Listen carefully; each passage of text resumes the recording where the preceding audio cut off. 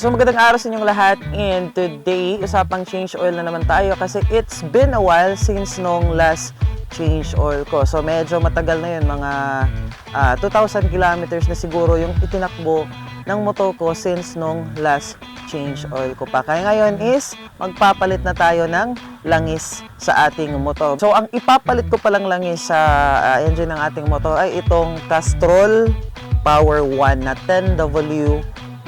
So ito yung viscosity range na ginamit ko, itong 10W40, kasi ito yung recommended na viscosity sa ating engine na nakalagay doon sa manual ng ating motor. So sa inyo, if gusto nyong mag-manual or mag-DIY or kayo lang yung nag-change oil sa inyong motor and kayo lang yung bibili na langis, you better read your manuals kasi nandun yung recommended na viscosity level ng inyong motor. So, bago tayo mag-change oil, ay sasagutin muna natin yung kadalasang tinatanong kung bakit ba daw tayo nag-change oil. Well, of course, obvious naman or apparent naman yung reasons bakit tayo nag-change oil. And pangalawa, how often or how frequently we change our engine oil or gaano ba kadalas tayo nagpapalit ng langis sa ating motor.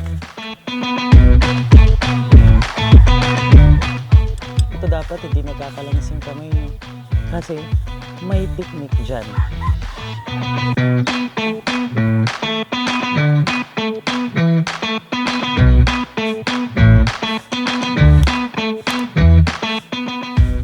Saan pinagpapalit tayo ng langis sa ating motor? Of course, to keep our bike well maintained and to keep our bike in a good shape. Kasi pag hindi tayo nagpalit ng langis, of course, pwedeng ikasira ito ng mga internal components ng ating engine.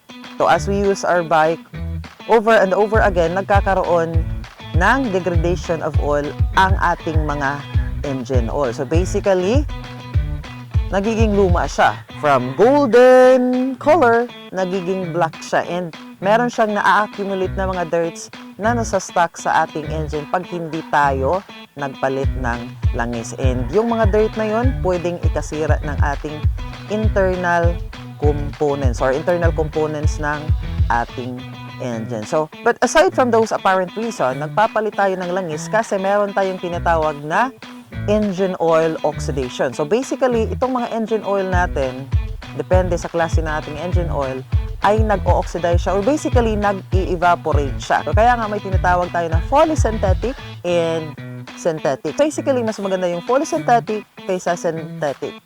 Kaya nga lang, yung fully synthetic is mas mahal kasi marami siyang additives and hindi siya gaano nag-o-oxidize or nag-evaporate compared sa synthetic. Itong synthetic naman is, of course, mura lang siya, pero yung oxidation niya is mas madali siyang nag-o-oxidize or nag-evaporate inside sa ating engine kasi nga, yung additives niya is hindi gaanong maganda compared sa fully synthetic. So pagdating naman on how frequently we change our oil or gaano ba kadalas tayo nagpapalit ng langis sa ating engine, nasa sa atin na yon. Depende kung anong recommended doon sa manual ng inyong motor. Kaya you better read your manual. So if by chance na nawala nyo yung manual nyo and hindi nyo na mahagilap kasi baka tinapon nyo, of course, pwede naman kayo mag-refer doon sa odometer nyo. So ang pag-change oil, pwede siyang monthly, it's up sa inyo, and pwede din siyang by kilometer, kagaya ng sa akin. So ako, nag-change oil ako every 2,000 kilometers. So, pero meron tayong mga piling riders na nag-change oil every 1,000 kilometer and meron namang every 3,000 kilometers. So, advice lang sa ating mga riders or sa mga, lalo na sa mga newbie riders, mag-change oil kayo doon sa 2,000 kasi ito yung sweet spot sa pag-change oil. Kasi yung 1,000 kilometers is, of course, sobrang napaka-early and hindi siya practical. And ito namang 3,000 is napaka-critical naman yan. Overall, ang pagpapalit naman ng langis ay nasa sa inyo naman yon kung gaano kayo on how you frequently change your oil. Every 1,000 ba? Every 2,000? Or every 3,000? Pero again, itong 3,000 kilometers bago kayo mag-change oil is napaka-critical na. Again, yung sweet spot is nasa 2,000 kilometer lang.